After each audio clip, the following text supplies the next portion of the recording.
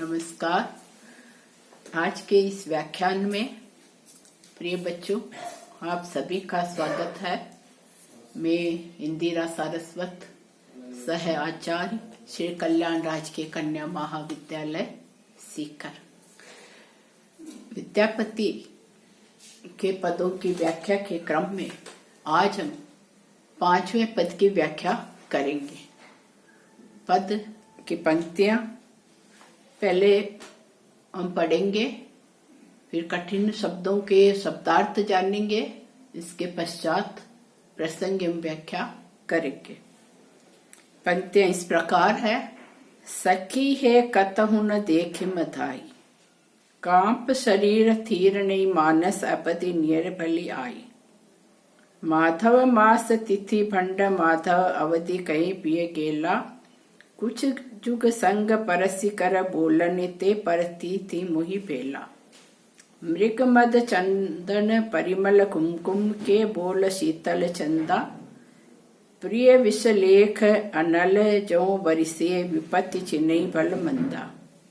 बने विद्यापति सुनि बर जोवनी, चित्त जनु झांकई आचे।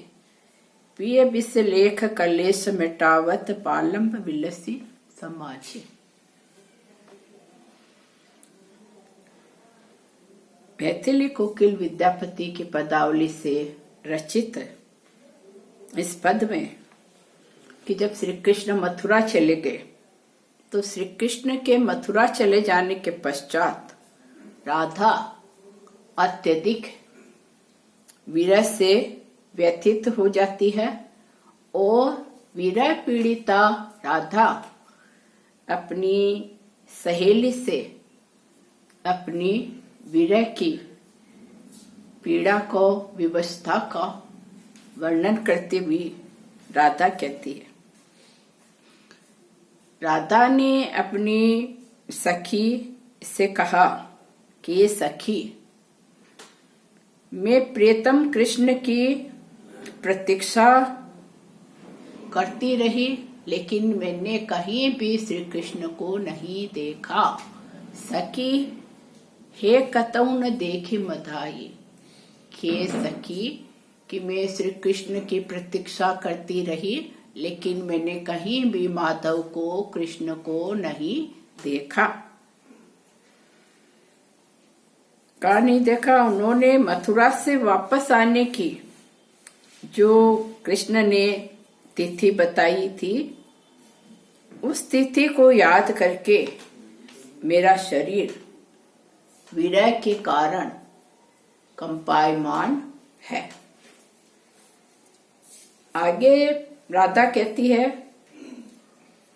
कांप शरीर तीर्णी मानस अवधि नियर भली आई। माधव मास तिथि बंड माधव अवधि कहीं प्रिय केला, कि अभी तक वो श्री कृष्ण आए नहीं, जिस तिथि के बारे में वो कह के गए, लेकिन आज तक कृष्ण नहीं आए और इसके कारण मेरा चित्त, मेरा हृदय, मेरा मानस कंपायमान है और मैं बहुत ही चिंतातुर हूँ।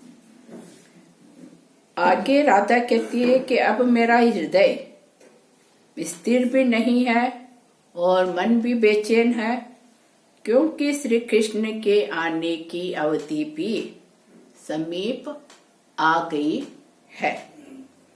प्रीतम कृष्ण ने कौन सी अवधि आने के लिए कही? श्री कृष्ण ने कहा कि वो वैशाख मास की, माधव मास वैशाख का महीना और माधव तिथि एकादशी की तिथि, कि वैशाख के महीने में एकादशी तिथि को श्री कृष्ण आएंगे। वह तिथि भी समीप आ गई है, लेकिन अभी भी श्री कृष्ण नहीं आए हैं और वह अवधि भी निकट आने वाली है।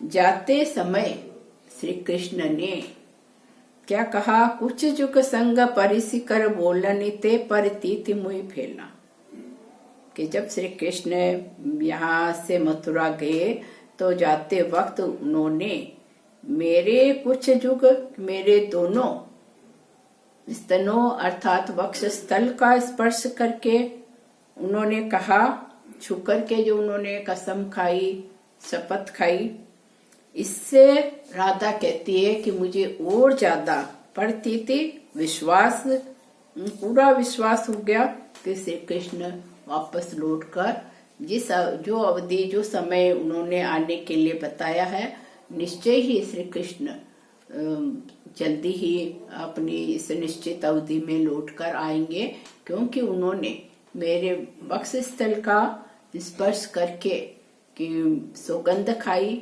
और उस सौगंध के कारण मुझे उन पर पूरा भरोसा था, पूरा विश्वास भी था। राधा कहती है कि कौन कहता है कि जो शीतल पदार्थ है संसार में, कि जैसे कस्तूरी, केसर है, चंदन है, इसी प्रकार से कुमकुम है या चंद्रमा है, जो शीतलता, चंद्रमा की किरणें शीतलता प्रदान करने वाली होती है, कि ये संसार में इन्हें ठंडक, शीतलता देने वाली चीजें, पदार्थ कहा गया है, समझा गया है, माना गया है कि ये हमें शीतलता प्रदान करते हैं। केसर है, चंदन का लेप है, इसी प्रकार से चंद्रमा की शीतलता। लेकिन अगर कोई विरही व्यक्ति है तो उस विरही दुखी व्यक्ति को ये शीतलता देने वाले पदार्थ भी, चंदन, चंद्रमा की किरणें, कुमकुम और क्या है कस्तूरी, ये उसे जलाने वाले महसूस होते हैं, दाहक प्रतीत हुआ करते हैं।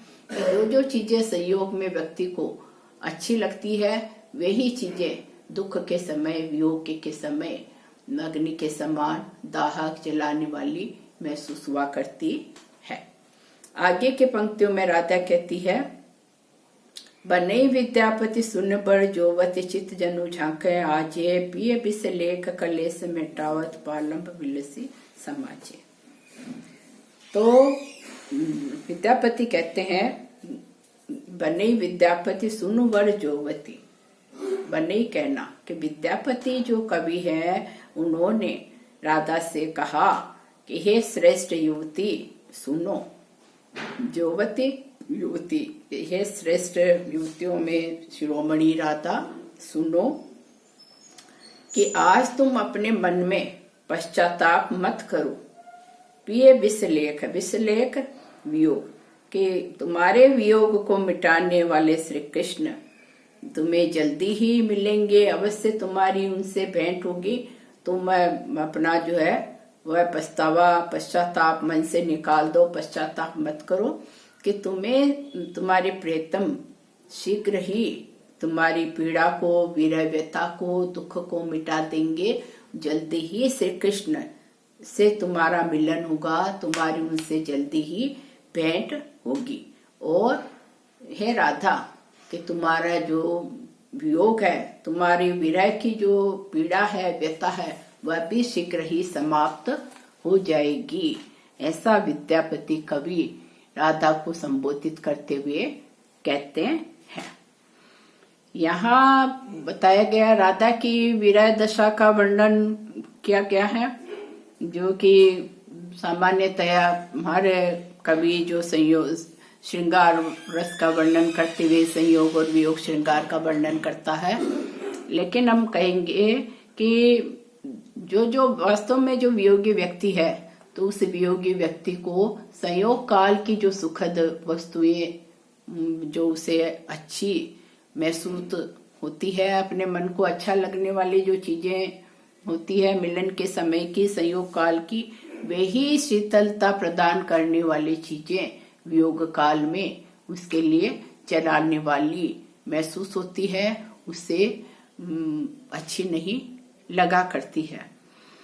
तो यहाँ जो विरणी की, राधा की विरह की मार्मिक व्यंजना कवि ने की है इस प्रकार से कि ऐसी नायिका कि जिसके प्रियतम उसके समीप नहीं है, तो प्रियतम के समीप नहीं रहने पर उसकी जो वियोग की पीड़ा, उसके मन के जो भावों का जो मार्मिक व्यंजना है, वह इस पद में स्वाभाविक रूप से हुई है।